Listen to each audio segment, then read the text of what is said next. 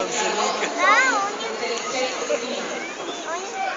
fotografiche spunta pubblica di politica e pratica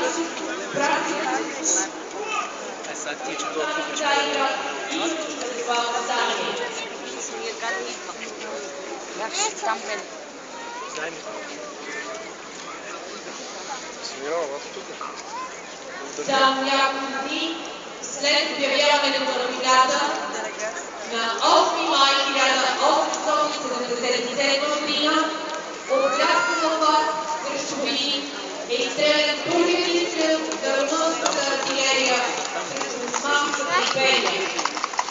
За Видин и Видинския край войната започва след падането на Плевен.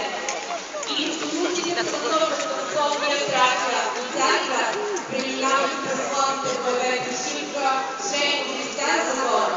Второ на българските станции е предопределена мисията да взема Видин и да означи, както и други важни цели. Аз наистина това слушала, много говорят хора.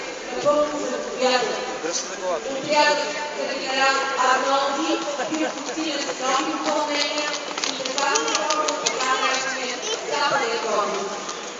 Неговите състави включени 15 435 души пехота, 2149 души кавалеристи и 74 оръдия начело с генерал Каралов.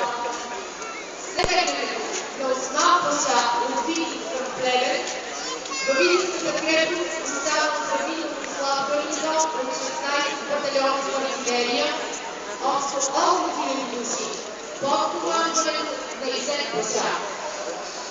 С оглед на голямата бойност на руските оръдия, турците изградили нови фортове и укрепили здраво околни на далечните фронтове с разположените села около града.